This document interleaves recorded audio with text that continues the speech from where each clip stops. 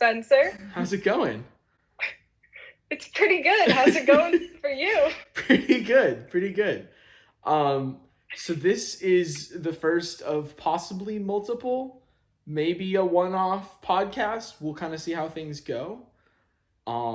Yeah.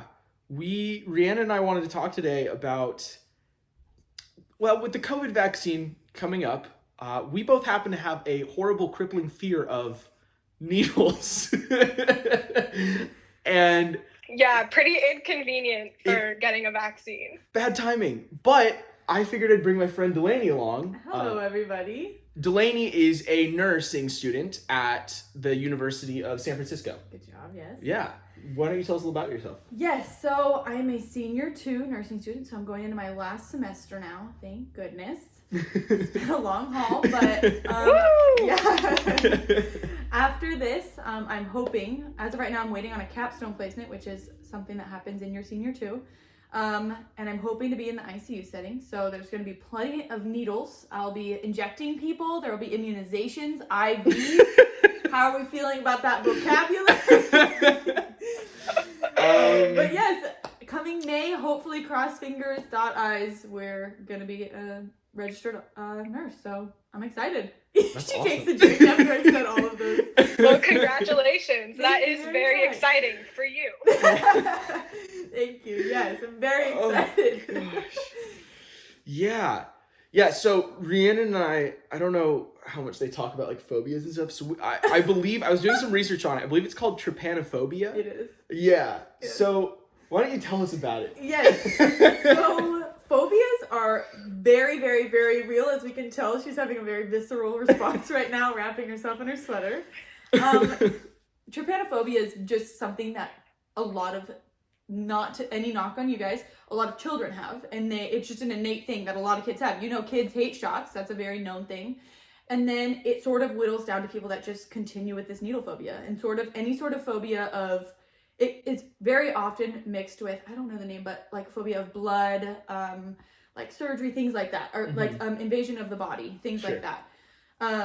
And it's, I mean, there's people that are afraid of flying. There's people that are afraid of spiders. It's a very normal phobia. It's not something that's unrealistic, but it's very interesting to have patients that have this fear, because as a nurse, it's already a little bit nerve-wracking, especially as a new nurse, to give IVs and have shots. And when you have a patient that's like, I will pass out if you don't get it on the first try, you're like, wonderful, okay, I'm so excited. You're already so nervous, and you have patients, you go in and they're like, I'll vomit on you. You're like, perfect, everything's fine, I'm wonderful. But honestly, it's been a hoot to have Spencer have this phobia, just because I get to mess with him.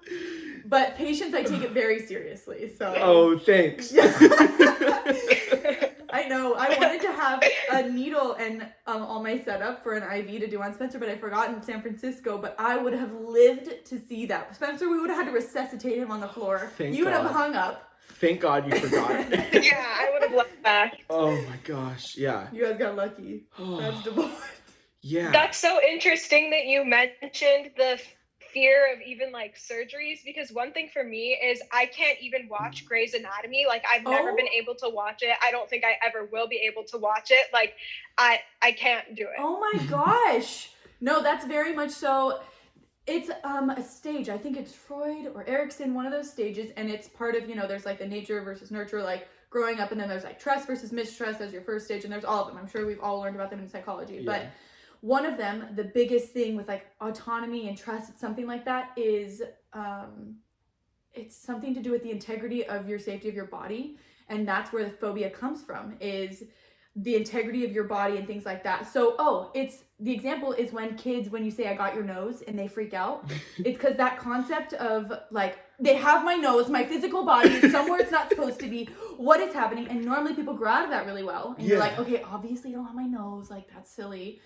But that idea, like that fear that you're missing a part of your body or something's happened to you, is something that's very much a child development thing. So yeah, it's a very normal thing. It's okay. Yeah. It's not like you guys are very rare. It's a very normal thing to hate It's needles. just like, the way I describe it is just, it's unnatural to me. You guys- like, it feels so unnatural that someone would like put like a metal thing in your body. It's so horrible.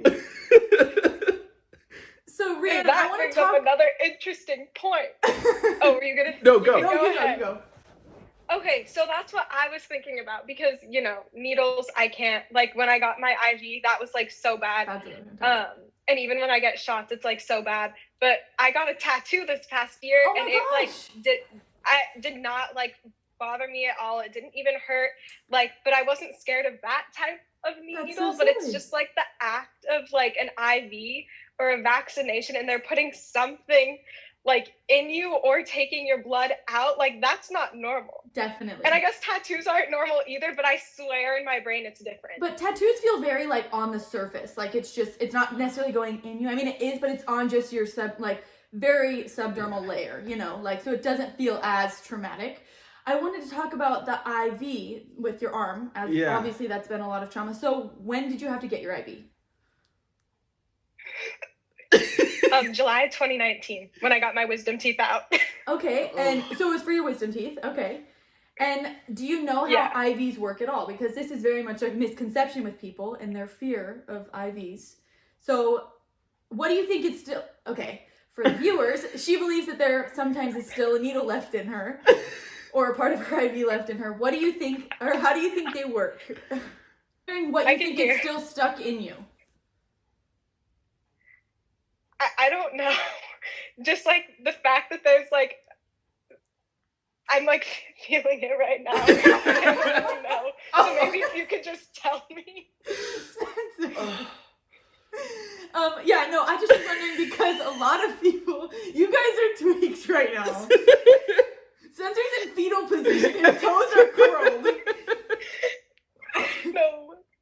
You guys, this is like such a therapy thing. They're like, okay, unfold everybody. It's okay. We're gonna reset. You guys are all wrapped up. I'm gonna take my flannel off. Oh God. It took 5 minutes. Ooh. So for IV insertion, a lot of people have a fear. Can I use your arm? A lot of people, so how it works Can you see? Yes, can you see Oh, it all? You do the tourniquet here, okay? And how it works is there's a needle, and then on the outside of the needle there's a plastic sheath, okay? So it's a very bendable plastic. It's very thin. You can totally bend with it, okay? You take the tourniquet, you find a good vein. Don't pass out, please. He's getting very sweaty. Okay, so you take the tourniquet and you find a good vein. I would probably choose one of these. These are great veins. You're not gonna watch, are you? No. I don't even have a needle. It's my hand.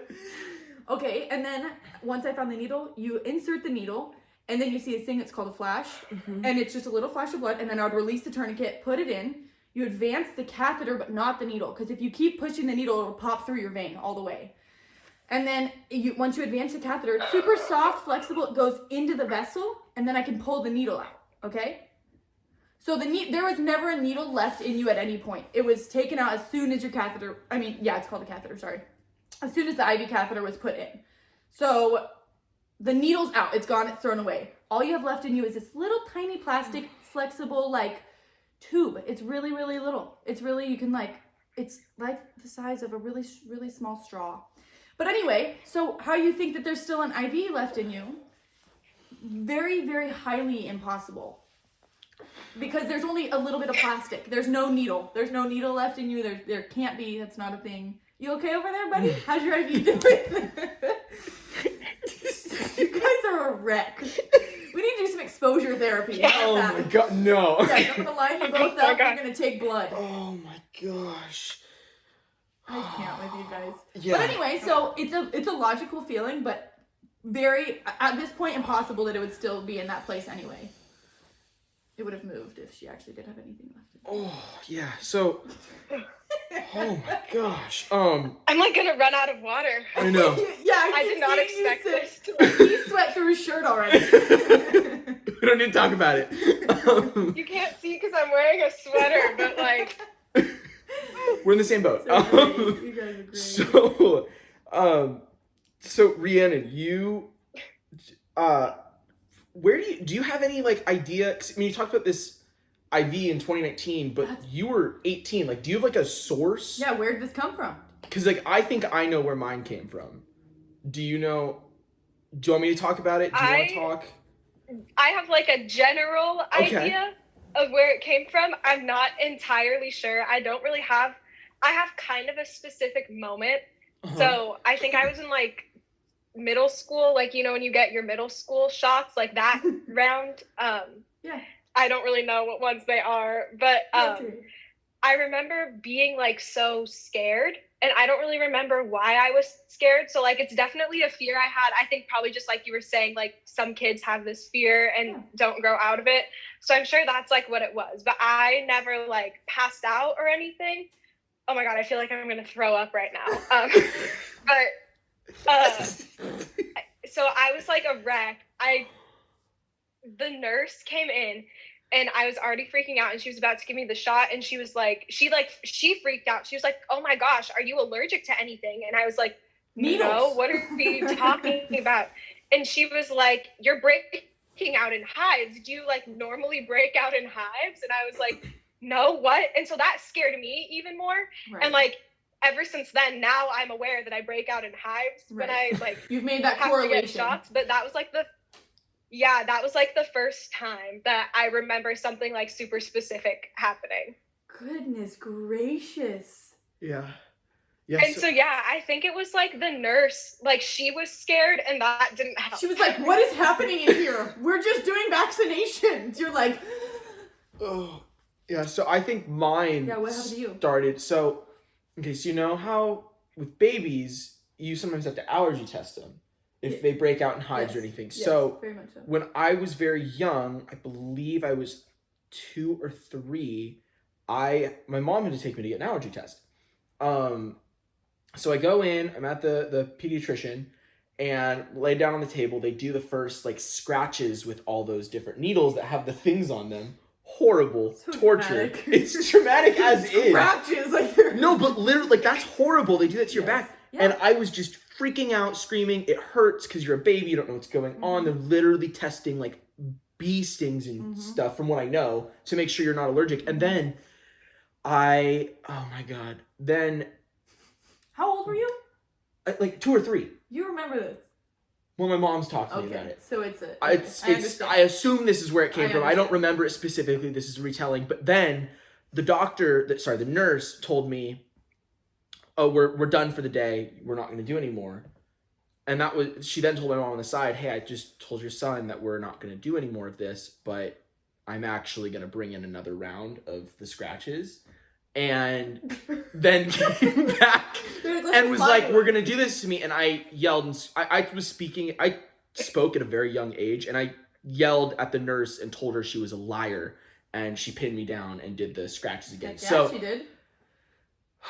So I think exactly. So I think it was this woman who it's all of her fault, and I blame. I hope she sees this. I hope she watches this podcast. Yeah, and I'll get the whole theater department to find her, and we'll do a play for her and show her how much it hurt me. Do a play. Like, we show her. God. But that's where I think mine came from. God, and you just never recovered. No. Oh my gosh. I do remember this. There was a time I was at my doctor. I had to get one of my vaccines. Dr. Shen, God bless his heart. He's a great man. Love him to death. Not coming for Dr. Shen. Not. But he was in there. Well, the nurse came in to give me a shot at his doctor's office. And this was before middle school, 5th grade. And I screamed at the nurse that I'd rather be dead than have to get a shot. You're like, "Can we get psych in here? Can we get psych in this room?" I still go to that same doctor. He's great, but he kind of holds me to it. He'll be like, "Spencer, remember that time you wanted to die and you couldn't get a shot?" I'll be like, "Yeah, man." Oh my gosh, you guys. Yeah, it's really bad. So have either of you ever given blood? Yeah. Oh, God forbid, no. No. Absolutely not. Never. No. There's no... I also think, I don't know if this is true, but I think I'm too small anyway, so never has, like, occurred, and I've never had to get, I mean, I think you're probably, like, supposed to, like, get your blood drawn and, like, get blood tests before you're, like, 19 years old, but I've never got my blood drawn. You're like, "I'm not showing up to any of those things. I will not be going." Oh my gosh, you haven't gotten your blood drawn? No, never. medically, you should probably just get on it just so we know if our anemic levels, like, we have the good red blood cells. You can just come up to Roseville and Delaney will do just do it. We can sedate you. How about that? That would be lovely. Except I also don't know if that would work. Because when I got my wisdom teeth out, I was a wreck. Like, I sweat through my clothes, through the chair, the day before. Like, not even the day that it was happening. Oh. Because it was like, a long story short, it was like an emergency wisdom teeth removal. And I went in for the consultation, and they were like, we have an opening 8 a.m. tomorrow. And so that took me out at the consultation. I was sweating profusely, like, drenched. And I started crying, and they were like, what is going on? And I was like, she's had hives. And so then they told me that they would give me like anxiety meds in the morning when I came in. So in the morning, and they also said they would put the stuff to like numb my arm. Yeah. So they were taking all the measures, but I came in at 8 the next morning. I was just crying the entire way there. It was awful. Oh my gosh. I get there and I'm a wreck, and they give me the first like pill, and they were like, okay, we'll check on you in half an hour, and if you're still not calm, we'll give you like the second pill. And I was like, okay. Second pill, third pill. Yeah, I was not calm. I remember feeling like a little bit more relief. Like it was making me drowsy, but then I was just still sobbing. It was not going well. So they gave me the second pill, and then they were like, okay, we need to take you back. And then they took me back to go like put in the IV. And previously they had told me that my mom could be there while they put in the IV. And then they were like, no. So I lost it. And then the entire time, like the doctor even said, like for patients who get super anxious and are super like stressed about it, they might not stay asleep the whole time. So I didn't stay asleep the whole time. I didn't feel anything, but I didn't have like a dream. I remember opening my eyes and like seeing them above me, but I didn't feel anything. And only at one point did I start feeling a little bit, and they were like, can you feel it? And I said, yes. And then my eyes closed again, but I didn't. It wasn't like a constant like sleep, which was very scary. Is that like malpractice or something? No. It's not on them. It's just your metabolism. When you're super anxious, it's really hard to have, because you're fighting your consciousness. When you're sedated and stuff, and they sedate you, and you really don't want to be sedated, you fight that. Like, there's she just threw her water everywhere. She's like, didn't want to be sedated, that was me. Are you okay, Rhiannon? No, yeah, it's just when she said, when they're trying to sedate you and you really don't want to be sedated. That's her. She's like, no, I'm waiting. No. And like, I don't know. My mom was worried too, because they kept having to go out and tell her, like, we need to keep pumping her up with more. I don't even know what it is, but my mom, we're both very small. I'm only 5'2". My mom is like under 5 foot. And when my mom gave birth, she like couldn't feel her legs for a long time. And that's why she was like freaking out too, because she was worried. She's like, we're small though. You need to make sure that you know we're small, okay? Oh my gosh. So that was like my wisdom teeth experience. That was probably traumatic for those surgeons. They're like, she keeps waking up. I don't understand. Are you okay? Yeah. He's like, this is a lot. Have you gotten your wisdom teeth out? Yeah, I have. And you took your IV okay? Shockingly, yes. You just knew that it had to be done? Yeah. Well, at the time, I was watching Grey's Anatomy. I'm surprised you can do that. For some reason, knowing that like it's a doctor show, it's acting, right. That doesn't freak me out. I'm like, okay, I kind of know how these. I'll actually look up how the props work, because I don't want to like. Well, no, because like, how does because it looks really real. Yeah. Some of it, not all of it, but I want to know how it works, because it makes me feel less like freaked out. So which is why maybe this podcast, like this, will help us. We can open a conversation and we can start talking about needles and injections and IVs. That's the hope. It is hot in here. I was gonna ask, for Grey's Anatomy, do they ever really insert the needle? Oh God, no. Oh my gosh, in my brain I'm like, it's no big deal. They insert IVs in everybody. No, that would in my head it's like not a big deal. No, that would be like such a big lawsuit. What? If I ever showed up to be a Grey's Anatomy, what are they called? Extra? I'd be like, yeah, for sure. Just go ahead and do that IV. you want, think of like ER. You'd want George Clooney, who has no medical practice, to be like, hey, bud. Honestly, they'd probably miss it, ER, but we could pretend.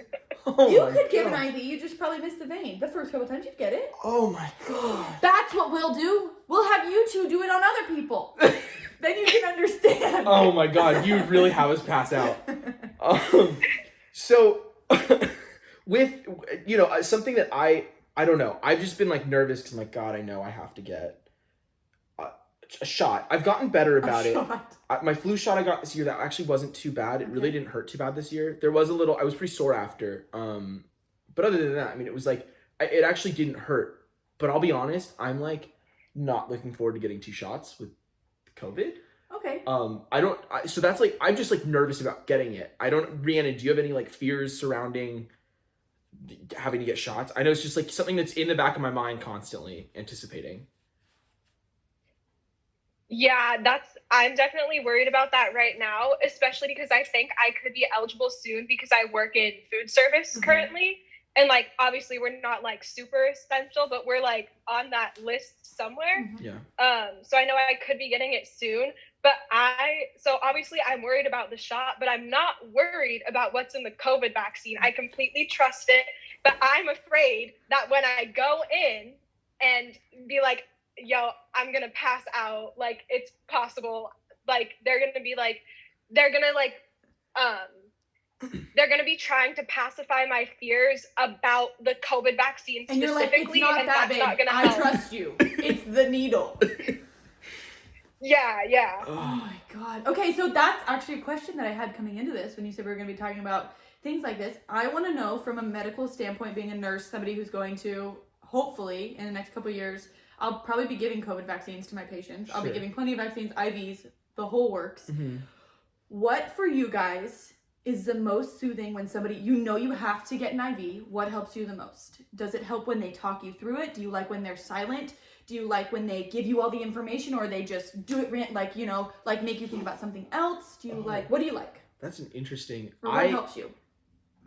So I feel like the best times I've gotten shots have been, I like being spoken to. Okay. I like hearing a conversation, and it's not usually about, at least for me, the shot. I don't want to talk about the shot. I'm gonna talk about something else. I want to just like have a conversation. Okay. Could even be medical. When I got my flu shot, I was talking to the doctor. I'm like, hey, I'm a little bit nervous about this. He goes, hey, don't even worry about it. You'll be fine. He was like, so what's school like right now? Right. We started talking about school.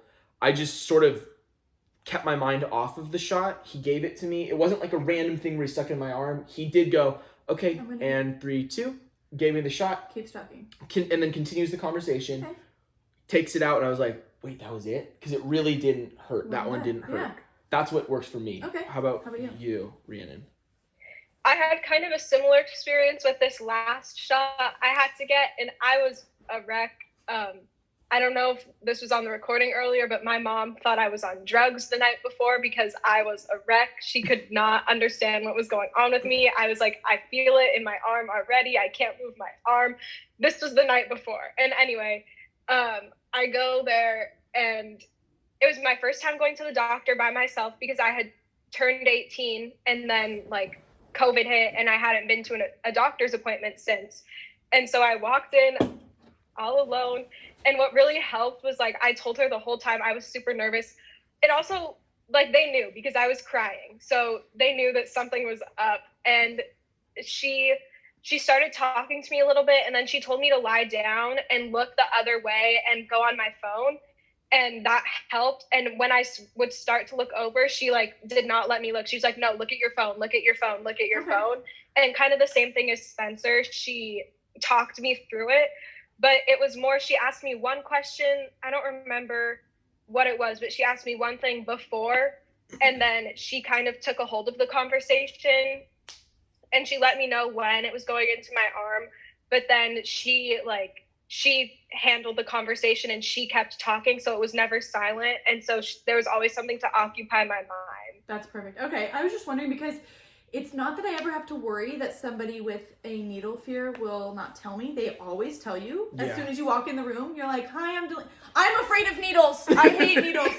I hate everything you're about to do. I'm like, it's nice to meet you. Okay. So I never worry that they're not going to tell me. Sure. It's that I want to make sure that I am handling it as well, like as good as I can, because honestly, every person's different. Some people, like for instance, Caden was very much one of those, my little brother, his name's Caden. He was very much one of those children that had a immense, like it was insane how afraid he was of injections. And I don't know, it wasn't even really the needle. It was the idea of, I think, the pain, and like he was crying and they had to hold him down. And every time we went in, my mom had to hold his arms down, and the nurse would pin his legs down, and they'd turn him over, and they had to put it in his butt because he would flail his arms the whole time. And they had to give the injections. And it was just so traumatic. Me and my sister would sit there like, are you kidding me right now? Like, this is ridiculous. Like, it's like two shots, and it's like an hour deal because he's just like purple in the face. So he very much was one of those children that like couldn't handle it, but he grew out of it. He's all right with needles now, but he was a kid that needed to be surprised by needles. Like, he was one of those, they're like, so how are you? Oh my gosh. That was so not cool. I wasn't ready. No, because the night before I got that shot, that's what my little brother did to me. He came over and poked my arm like that, and then I was like, I can't feel my arm. I can't feel my arm. He just did it, Mom. He gave me the injection. No, that's something, like, that's real. Something about, well, it's, okay, so, like, the shoulder doesn't affect me. Like, if you walked up and flicked me on the shoulder, whatever. But I can't believe I've been telling you this because you mess with me. But if someone were to ever flick me here or here to get the vein, like, I don't like to think about that. I don't like to think about my veins. I was really careful during the IV to not be very aggressive with fake IV, it. but like no, because I was like, that's why I was getting, because I don't like when people like poke these and touch these. I had an ex-girlfriend one time that she thought she was I was kind of mean. She had a fear of lizards, so I kind of exploited her fear too. Well, I sort of showed her I just pulled up pictures of lizards and started flipping through them. I was like, ha ha ha. Just trying to be like sort of funny, and then she got me back by coming after me, flicking at my veins, and like flicked me onto the couch and was just going after my arms. It was horrible. That's a very traumatic experience. Yeah, it wasn't fun. But I mean, it was kind of funny after the fact, but at the time, I deserved it. The thing is this is it's funny to me. Okay, it's not, none of this is funny. I know that we're laughing a lot, but it's very much a phobia. No, totally. Like, it's a very visceral response, and it's very real. It's not like just some, I hate needles. It's fun, like, it's so great. But with COVID, like, it's gonna be a thing, and I find it kind of funny that the reason that you're hesitant about getting the vaccine has nothing to do with what's in it. You're like, that's cool, great, whatever. The needle, though, not okay. So I'm wondering, do you think there's a chance you guys, because it's a two-step, the ones that are out right now, Moderna and what's the other one? Pfizer. Yeah. Both of them are two-step. So do you guys think that you would get the first one and then chicken out of the second? Or do you guys think you can do it? You really think you'll get both? Oh, I know I can get both of them. You can do it? Yeah. How about you? I know, like, for the sake of doing it, that I would get both, but it would be really hard to go back, especially depending on how the first one goes. Like, I don't know so. If that one goes pretty smoothly, it'll be easier for me to go. But if it doesn't go well, it would be like someone is gonna have to drive me. There's no way I'm taking myself. Like, very much so. And it won't be pleasant, but I will do it. You can do it for the sake of what's like at stake. You know what needs to be done. Well, why don't you were talking to me earlier about what's in like how the vaccine works. Yes. Could you explain that a little bit? Because I know definitely. Like we've seen stuff on the news, but just from like a nurse's perspective, you had really good layman terms that made sense to me. Yeah. About how the first one hurt or doesn't hurt, and the second one just I'll let you take over. So there's, in general, not just with COVID vaccine, there's 3 kinds. And for anybody who listens to this, I'm not a genius. If I get something wrong, that's very, very, very highly plausible. I'm still very much learning, but this is, to my knowledge, I'm saying everything that's true. Cool.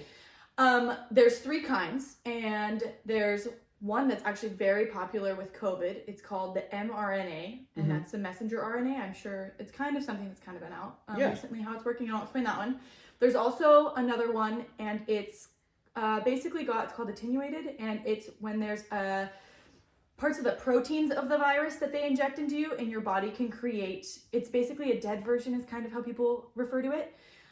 Your body can create defenses against it. And then there's a live version, and they can give you little parts of the live virus. And that one's a little bit more dangerous, kind of depending on what the vaccine is, but they haven't done any of that for COVID. They've only been working with the mRNA because they realized your body reacts best to that. So how the mRNA works is basically, let's picture the car is the COVID bacteria. There's a car, just like a minivan or something. Okay. Basically what they're doing is they're just giving you some parts. They're giving you a steering wheel, they're giving you a headrest and a part of the engine, and they're the little proteins in your body. And your body can react to those proteins and create little defenses. So if you ever do come in contact with the entire car, which I was explaining to Spencer earlier, would be like somebody with COVID coughing in your mouth. You're getting the whole thing of COVID. You're getting completely what's the word? Exposed. Yes, thank you. Exposed. You're getting completely exposed to the whole car. You have those little parts of the protein that your body has created a complete defense mechanism to. And so if you come into the car, your body knows how to stop it. It knows how to stop the car. It knows how to fight and break down the car. And then there's things called phagocytes that are in your body, and they eat the car until it's gone. Sure. So that's been the biggest thing with COVID, because they realized that it works the best to give you just little proteins in your body. And how DNA works, it copies, it replicates, and you have all these, your body's amazing. It's very sciencey, but basically it gives you the defenses that you need. There's another kind that they worked with, but it was just a single step vaccine that they realized didn't work very well. And it was that dead version that I was explaining to you earlier. It's like dead. It's like because an active vaccine would be if I took the bacteria of COVID and I gave it to you. Okay. That'd be like a live vaccine. Sure. That's very much a bulk term for it, but so a dead vaccine would be like if I gave you the whole car, but it was a dead car. Like it doesn't run, it doesn't work. So I gave you the car, but so your body can build reactions to that. But they're realizing that people are having too high of a reaction. They're kind of getting pretty sick from it. So they quit that. The mRNA seems to work the best. Okay. What we have heard the most, and in nursing school, a lot of my friends have gotten the vaccine already. And so since it is 2-step, the first step they've had absolutely no reactions to. They felt nothing, no dead arm. That's good. Second one, just so everybody's prepared, it can have quite a bit of a reaction. And it's only for about a day. So it's not like you're sick for a week or anything, but a lot of people say take the day off of work or whatever after. It gives you like a full dead arm. It feels like you got punched in the arm. Some people, like one of my friends, she said she was very irritated. She's like irritable, like just super like annoyed by everything. Sure. Which is a weird symptom, but totally can happen. Another one, I was like, that's me on a daily. Do I have the COVID vaccine? Another one was like, I feel like I have the flu. Like I'm very achy. I had a slight fever. So you can just feel super weird. But then after that day, your body is rearing to go against COVID. It takes about 2 to 3 weeks for your body to be in full like mode of COVID. So if you get a vaccine, don't feel like you're protected 2 days after you get it. Like that's not how this works. Okay. Your body needs time to build up the entire immune system. But it's a wonderful process. It's seriously amazing. Sure. It's insane. Like you can watch videos on this stuff and I'm like mind blown every time. But it's super exciting. Like the way that they're figuring out how to get this and mass produced and stuff is absolutely insane. That's cool. So yes, that's a very like broad way of explaining it, car terms. But some people understand like when you put it into big people, like things that are in the world. But yes. So if I were to get the vaccine, and Rhiannon didn't have it, and then I was to go to hang out with Rhiannon, and I'd been exposed to COVID-19, could she catch that from me? So yes, so there's always a chance. Okay. And that's not just with COVID, that's with anything. So we all have our Tdap or DTaP, it depends on which one you get. Okay. Which is tetanus, diphtheria, and pertussis. And those are, the pertussis is coughing, diphtheria, don't quote me, know nothing. And tetanus is, we all know tetanus is from like rusty things and you can get and stuff. So for example, that's a very common vaccine that the entire population has, okay? Yeah. So my entire family has Tdap, the vaccine. If one person comes and hangs out with us, very, very, very, very, very low risk they're going to get any of those things. Like let's say they don't have the vaccine because of this thing called herd immunity, which is when everybody around you has a vaccine and is protected against it. It's very unlikely you're going to get anything because nobody around you has it. So how would you get it? Do you know what I mean? Yeah. But COVID vaccine, first of all, is super new. Not a lot of the population has it. So those other vaccines that we've been getting since we were very little, it's huge herd immunity. A lot of Americans, people all over the world have it. So it's very unlikely for you to get those things. COVID is very new. I'd say 1 out of 100 people you come into contact with are going to have the vaccine as of right now. In LA right now, I believe it's 1 in 5. That's which is great. insane. That's great. No, sorry. Oh, sorry. Never mind. I'm getting vaccine. confused. 1 in I was 5 like, people holy have cow. COVID. I was like, My you're mistake. vaccinating I up the know, wazoo. I wish. I was like, No, that was my bad. I meant 1 in 5 is COVID. I'm getting my No. things mixed. Continue. No, that's okay. No, that's the thing is a lot of people have COVID. A lot less people have the vaccine. Okay. So if you get a vaccine and you go around literally anybody, you're protected and you're protecting them slightly, but there's still a huge chance that you could have it on you. You could have it, and it's a very much a respiratory illness that it's spread through coughing and droplets and stuff like that. But there's very much a chance she gets it on the way to come see you. It could be on the bus. It can be on your steering wheel that you get it to her. I see what you're saying. So even though you have a vaccine does not mean you're protected. And also, I think it's a 90% chance that you can't transmit it. So there's a 1 in 10 chance you could still give it to her if you coughed into her mouth. Gotcha. So basically, which we shouldn't be doing. No. Yummy. PSA, no coughing in mouth or licking doorknobs. That's my 2 rules. Don't do either of those things. But yes, so that's the biggest thing is I'm a little bit nervous that once we get all of these vaccines and everybody gets these vaccines that people are just going to think it's a freaking free-for-all. You can just do whatever you want, Yeah. We can go licking doorknobs and coughing in mouths, but we can't because you very much still can get... Gotcha. It's just another precaution, just like masks and stuff, but it's a much, much, much better precaution. Sure. Like it's a science, like in your body. It'll be a solution eventually. Yes, just like any vaccine that we've seen with like flu season, we've seen with everything, all the different vaccines that we get. But yeah, so it's very much so a solution and an answer, but it's still one that needs to be taken with a grain of salt because we have to be careful. You can't just like start doing whatever you want. Gotcha. I'm afraid people are going to think it's a full answer and do whatever. Like everything's just going to go back and hopefully it goes okay. I know that they're taking it kind of slow with vaccines. They're trying to get mass vaccinations, but they're making sure that we don't lift masks like regulations and indoor dining and stuff like that, which is good. Cool. But yes. Awesome. Well, I will say I can't feel my fingertips right now. I don't know what that means, but I'm pretty sure that is a side effect of whatever is happening. Like, you know what? I'd like to do a podcast where we come back after you both get your COVID vaccines and we can talk about your experience. Wait, that'd actually be kind of fun. Yeah, we can talk about the experience. That's a good idea. And we can also talk about your irrational fears of things that are happening in your body because of the vaccine. Oh, that's a good one. We could be like, I still feel the needle in my arm. I'm for pretty sure. I have COVID. Yeah. Like you can like go through all the things that you think. We will. What we'll That's do a is good when idea. things are better, maybe we'll come up and visit you in Yeah, we can do San an next Francisco, one. and we Yes. can do one then. We could do it like outside or something. Yes, we have beautiful views, especially in the apartment. Could be great. Yeah. No, It'll be definitely. safe there too. Hopefully. I'd love to hear this experience. You two are nutcases. I'm just kidding. We all have our things, but no, really, this has been great to watch you two squirm. Yeah. Like through the camera, I can see just sweating that sweater. My God, Spencer is gonna need a shower. Probably.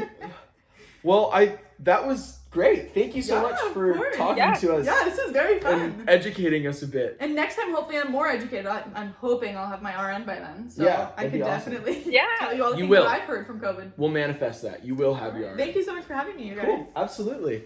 Well, thank Thank you, Rhiannon. you. Awesome. We will talk to you in a bit.